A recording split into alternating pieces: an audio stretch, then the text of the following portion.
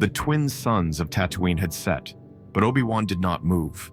He knelt in the sand as though buried there, his cloak stirring in the wind like a forgotten monument. His gaze was fixed on the distant homestead where a child slept. Not his child, but his burden. He had once stood tall among warriors, bathed in the glow of saber light and the delusions of righteousness. Now, he stood amid silence, shackled not by chains, but by memory. The Jedi had fallen, but their phantom laws still echoed in his skull. Do not grieve, do not love, do not feel. Yet he did feel. He felt every scream he hadn't stopped, every death he'd sanctioned by silence. Every time he watched Anakin, his brother, his only family, slip further into madness under their sacred code. Obi-Wan had trained him in precision, discipline, the art of restraint. And what did that make him, now that Anakin had become a monster? A craftsman of catastrophe. "You were my brother, Anakin," he had said as the fire consumed the man he had once cradled as a child. But who lit the match? The myth says Obi-Wan did what he had to do, that he made the hard choice. But myth and truth rarely walk hand in hand. He watched Luke from afar as if watching a second chance, terrified that love would once again become possession, that guidance would become control. He hid not to protect the boy, but because he no longer trusted himself to shape another soul. And underneath that sand-beaten robe, deeper than any wound from blaster or saber, something darker ruled him. Guilt. Not regret, not sorrow. Guilt, that twisted mirror of the self that turns memory into chains. Arthur Schopenhauer once wrote that man can do what he wills, but he cannot will what he wills. Obi-Wan had wanted to be a good man, a loyal knight, a perfect Jedi. But his will was forged by a machine, an order that demanded purity in place of wholeness. He had never been taught to hold space for contradiction, for confusion, for grief. And so his soul fractured along the clean, bright lines of the Jedi Code. And in that fracture, guilt took root. In the name of peace, he had made war. In the name of love, he had severed bonds. In the name of truth, he had lived a lie. And now, his punishment was to live alone. With the knowledge that everything he had upheld had birthed an empire of steel, fear, and fire. That Anakin Skywalker, Darth Vader, was not a betrayal of the Jedi, but a consequence of them. And yet, even now, something within him refuses to release that mantle, as if the robes of the Jedi still offer penance, as if exile is atonement. But there is no salvation in silence. The Jedi fell because they mistook detachment for transcendence. Obi-Wan lives because he mistook suffering for justice. So we must ask, not what Obi-Wan did, but why he did it. Why did he obey a dying code when the living force was screaming otherwise? Why did he choose doctrine over instinct, silence over love? And the deeper question, one that still echoes in his solitude. When a man devotes his life to a code that ultimately breaks the world, does he remain noble, or does he become its warden? The Jedi taught clarity through detachment, serenity through discipline, and truth through dogma. But in Obi-Wan, these principles did not produce enlightenment. They created a hollow chamber where emotion echoed unchallenged, unacknowledged, and unresolved. The tragedy of Obi-Wan Kenobi was not that he failed to defeat the darkness, it's that he failed to recognize it within himself. Behind his practiced calm and impeccable control was a soul haunted by fractures the Jedi Code refused to name. No mourning, no possession, no fear, no self. These were not virtues. They were cauterizations, ritual amputations of the soul masquerading as spiritual evolution. His hidden master was not the Jedi Order. It was guilt, wearing the robes of virtue. Gabor Mate, in his study of trauma and addiction, argues that most compulsions, whether to control, to withdraw, or to do the right thing at any cost, are rooted not in moral strength, but in unprocessed suffering. The person doesn't seek power. They seek not to feel powerless again. Obi-Wan's devotion to the Jedi was not born of peace, but fear. Fear of what he might become without rules. Fear of what he might feel without restraint. His discipline was not strength, it was avoidance wrapped in heroism. To understand this, we must look at how the Jedi treated the inner world as a threat, emotions as failures, doubt as betrayal, love as danger. They taught their initiates to suppress attachment rather than understand it, to detach from fear rather than transmute it. And so, they crafted warriors with fragile centers, beautiful on the surface, but internally fragmented. Obi-Wan excelled in that system because he learned how to disappear into the structure. His pain became obedience. His questions became silence. Fyodor Dostoevsky wrote that the greatest suffering is to be unable to speak one's truth and be forced to pretend it doesn't exist. Obi-Wan was never permitted to say, "I love him," not about Satine, not about Anakin, not even about Qui-Gon. His grief was a private exile inside an institution that demanded emotional invisibility. In the moment on Mustafar, when he raised his blade against Anakin, he was not just fighting the Sith, he was fighting himself. The part that had loved too deeply and followed too blindly. That confrontation was not victory, it was rupture. And after the fire, he did not question the system that birthed the catastrophe. He clung to it harder. He buried himself in ritual. He made his pain a discipline, and then he hid from the galaxy, hoping obscurity would absolve him of creation. Simone Weil believed that real attention, the kind that heals, that transforms, is impossible when the soul is addicted to its own purity. Obi-Wan's suffering became his purity. His exile became his penance. He mistook punishment for truth. But exile without self-confrontation is not penance. It's just silence in a darker room. The philosophical root of Obi-Wan's fall is self-alienation, a man separated from his own instincts, his own grief, his own joy, a man who mistook order for goodness. And like millions before him, he became not a liberator of the soul, but a functionary of a doctrine, one that polished him into a saint while hollowing him into a shadow. Sartre would call this bad faith, the act of lying to oneself to avoid the burden of freedom. Obi-Wan did not betray Anakin in one moment. He betrayed him in every moment he chose the institution over intimacy, the rule over the relationship. When Anakin screamed on Mustafar, it was not just rage, it was abandonment. And Obi-Wan, in his horror, still believed that walking away was the righteous path. But the universe does not honor righteousness when it refuses to honor truth.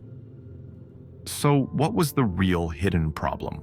Not that Obi-Wan made mistakes, but that he never saw how deeply his identity had been shaped by a system that feared the human soul, and so he mistook guilt for virtue, shame for discipline, silence for wisdom. And that is the price of spiritual repression. You do not escape the darkness. You become its curator. The wound was never buried. It became law. When institutions deny the soul, they do not eliminate it. They simply ensure its return in twisted forms. Repression is not absence. It is fermentation. The Jedi Order, built on detachment, discipline, and denial, did not collapse from outside pressure alone. It decayed from within, rotted by centuries of emotional austerity disguised as moral clarity. And Obi-Wan, the model Jedi, became its most tragic monument, a man so bound to the letter of the code that he could no longer hear the cries of the human heart. The system's failure wasn't bureaucratic, it was existential. The Jedi were not guardians of peace, they were guardians of suppression, custodians of a spiritual cage gilded in prophecy, ritual, and silence. The clearest sign of collapse is always this: when virtue becomes dogma and dogma becomes obedience. What began as a path towards inner harmony became a mechanism for control. Attachment was outlawed, grief was sterilized, even compassion was legislated. Every soul was funneled through the same narrow aperture, no matter its shape. Those who didn't fit were broken. Anakin was merely the loudest casualty, but Obi-Wan was the quieter one, and perhaps the more dangerous. Because he obeyed, his guilt, unrecognized, was transmuted into righteousness. His trauma became doctrine, his failure became destiny. And thus, he helped preserve the very machine that birthed the empire he would one day hide from. As Schopenhauer would argue, suffering is not just inevitable, it is systemic when the will is denied. The Republic did not fall because of external corruption. It fell because the force was institutionalized, sliced into binaries of light and dark, twisted into a legal code, and weaponized through war. The Jedi called it duty. The Sith called it opportunity. But both drank from the same poisoned well, the belief that the Force must be controlled. In denying the will, they created monsters. In denying feeling, they built ghosts. Across the galaxy, this spiritual repression echoed, in the blank stares of clone troopers bred to obey, in the Jedi younglings taught to suppress tears, in the vast machinery of the Republic Senate, where truth became theater. Everyone performed, no one listened. And the Force, once a living current, became a program of managed piety and manic control. Huxley warned of such a future, not in fire but in numbness. A world where pleasure masked pain and conditioning replaces conscience. The Jedi were not cruel in intent, but they created a class of emotionally sterilized monks who could kill without hate and mourn without weeping. That is not enlightenment. It is anesthesia, and that anesthesia spread like fog. When Obi-Wan left Anakin burning on the shores of Mustafar, it was not just a personal tragedy. It was the ritual culmination of a failed ideology. The code did not prepare him to face the collapse of a brother. It trained him to obey, to detach, to walk away. But some souls should not be walked away from. The galaxy watched the Jedi vanish and called it a tragedy. But for many, it was a long-delayed exhale. The Jedi had become police in temples, generals in war rooms, oracles in bureaucracies. They wore the robes of mystics, but served the machinery of empire. Their collapse was not betrayal, it was consequence. And Obi-Wan, in his cave, bore the weight of that consequence, not just as guilt, but as the final proof that obedience is not wisdom, and silence is not peace. As Mate might argue, when trauma is institutionalized, healing becomes rebellion. The Jedi taught Obi-Wan to serve, to suppress, to submit. But those very teachings led him to unknowingly aid the rise of tyranny. This is the terrible paradox. By trying to be a perfect Jedi, he became a participant in galactic devastation. And so, the unseen consequence is this. The shadow of guilt, unspoken, does not disappear. It becomes structure. It becomes culture. It becomes empire. The Force was never meant to be wielded. It was meant to be witnessed. But witnessing requires vulnerability, uncertainty, humility. None of these can thrive in a temple built on rules rather than relationship. By failing to confront his own soul, Obi-Wan helped build a galaxy that feared its own. He passed down silence, and silence became empire. Rebellion begins in silence, not against power, but against the false self. There are two kinds of revolutions, one that burns the empire and one that walks away from it entirely. Obi-Wan's exile was not a rebellion. It was a retreat, a survival instinct, cloaked as humility. He left the battlefield, but brought the war inside. His cave on Tatooine became a tomb, not of safety, but of suspended identity. There, he watched over Luke with the eyes of a man who had failed both master and apprentice. He waited for purpose to return, but purpose had already dissolved into penance. True rebellion, spiritual rebellion, does not seek vengeance. It seeks liberation from illusion. And in the Star Wars mythos, the ones who rebel best are those who see the rot at the root, not just the fruit. Qui-Gon Jinn was such a rebel. He disobeyed not from arrogance, but from vision. He sensed the Force as a living will, not a code of conduct. The Jedi Council saw him as dangerous, precisely because he listened. Not to them, but to the quiet current beneath all things. He trained Obi-Wan, but Obi-Wan never understood him until he was gone. That is the tragedy of prophets. They are heard only in their absence. What Qui-Gon grasped, what Obi-Wan never could, is that the Force does not demand purity. It demands presence, connection, courage in the face of chaos, not control over it.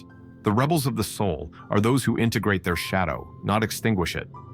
Those who step beyond the binaries of light and dark, right and wrong, Jedi and Sith. Luke Skywalker became such a rebel, not when he wielded his saber, but when he threw it away. In refusing to kill his father, Luke broke a generational cycle. He chose love over destiny, presence over prophecy. He rebelled not against Vader, but against the very myth of the heroic destroyer. In that moment, he became not a Jedi, but something freer. Yoda, too, in his final days, began to see. "We were wrong," he whispered across centuries of dogma. In the quiet of exile, he let go of the need to teach through rules. He became a mystic, not a master.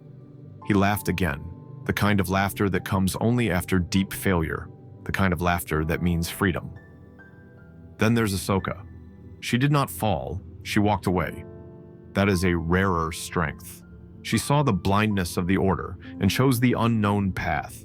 She severed the chain of obedience, not in rebellion, but in self-trust. In doing so, she preserved her soul. Her lightsabers, once green with approval, became white with autonomy. Ahsoka is the image of individuation, as Carl Jung described it, but also as Dostoevsky might have seen it, the human being standing before God, refusing to conform, yet trembling with sacred weight. Even Count Dooku, before he drowned in the dark, began as a rebel seeking truth. He saw the corruption, named it, tried to change it, but instead of integrating his disillusionment, he fed it. That's the danger of rebels. If they do not rebel inwardly first, they become what they hate. Dooku tried to destroy the system without healing the fracture in his own heart. So his rebellion, like many in history, became a new form of tyranny. True rebellion is quiet, sacred, interior. It is the moment you realize the institution cannot give you the peace it promised. It is the day you stop asking permission to be whole, and it always begins in pain. Gabor Mate teaches that healing begins when we reclaim the parts of ourselves we exiled to survive. In the Jedi, that exile is emotional. They amputate love to preserve order, but order without intimacy is a cage. And so to rebel is to feel again, to grieve, to rage, to hold the unbearable without turning it into law. The Force does not need guardians. It needs witnesses, and to witness, one must weep. One must see not only the galaxy, but the self as fractured, luminous, incomplete, alive. Obi-Wan never rebelled, but those who came after him did. They rebelled by feeling, by falling, by forgiving. And in that rebellion, they found what no code could offer, truth without chains. There is no redemption without surrender. When Obi-Wan faced Vader for the last time, he did not strike in hate. He let go. A man once forged in obedience, failure, and guilt found freedom not through triumph, but through sacrifice. But it wasn't a martyr's death. It was a transcendence. The Jedi taught him to fight. The Sith taught him to suffer. But the Force, in the end, taught him to disappear, to dissolve into something greater than pain, shame, or even hope. Because the Force was never about power, it was about presence. The ultimate truth Obi-Wan missed in life is the one he found in death. That the Force does not flow through the righteous. It flows through the real. Not the perfect, not the pure, not the victorious. The ones who carry the Force are the ones who carry their brokenness with humility. The ones who stop running from their shadow, who love without clinging, who walk into suffering not as victims, but as vessels. Schopenhauer wrote that the human will is a hungry fire. It consumes, it clings, it demands. And yet the only way out is not through conquest, but through release. This is what Obi-Wan never understood until the very end. That to win is to yield. That to become light, one must become empty. The Jedi believed detachment was the answer, but theirs was a detachment of suppression. The Force, in contrast, calls for a detachment of surrender, not the rejection of emotion, but the surrender of control over it. This is the path of the mystic, the path of those who no longer seek to bend the galaxy, but to harmonize with its dissonance. This is why the most powerful beings in Star Wars are not the ones who dominate, but the ones who vanish. Yoda faded, Luke faded, Obi-Wan faded, and in that fading, they became more than what they were, not because they became gods, but because they ceased to be bound by the illusions of identity. They let go of the mask. They let go of the war. They let go of the story. Fyodor Dostoevsky once suggested that to be fully conscious is to suffer deeply, but also to love profoundly. Obi-Wan's journey mirrors that arc. His guilt broke him, but in the breaking, space was made for something else to emerge. In the silence between action and outcome, a new kind of truth forms, a sacred one, not born of logic, doctrine, or prophecy, but of stillness. The stillness of a man who no longer needs to fix the past. The stillness of one who sees that the Force is not a weapon or a code or a light. It is the breath between the beats, the soundless rhythm beneath chaos. And in this stillness, the entire war becomes irrelevant. Not because it never mattered, but because something deeper has been remembered. The Force was never divided. Only our perception of it was. Light, dark, Jedi, Sith, Empire, Republic. These are names given to a mirror. To realize this is to awaken, not to destiny, but to the illusion of destiny. To awaken is to stop needing to be the hero. It is to recognize that even the villain is you, reflected in pain. Obi-Wan's final freedom was not in defeating Vader. It was in ceasing to define himself by him. He did not redeem Anakin. He redeemed himself by no longer believing he had to. That is the Force. Not power over, but peace within. Not victory, but wholeness. Not identity, but silence. And in that silence, the war ends. Not with a bang, but with a breath. If this resonated with you, consider liking and subscribing. It helps more people explore the psyche behind Star Wars. Until next time, may the Force be with you.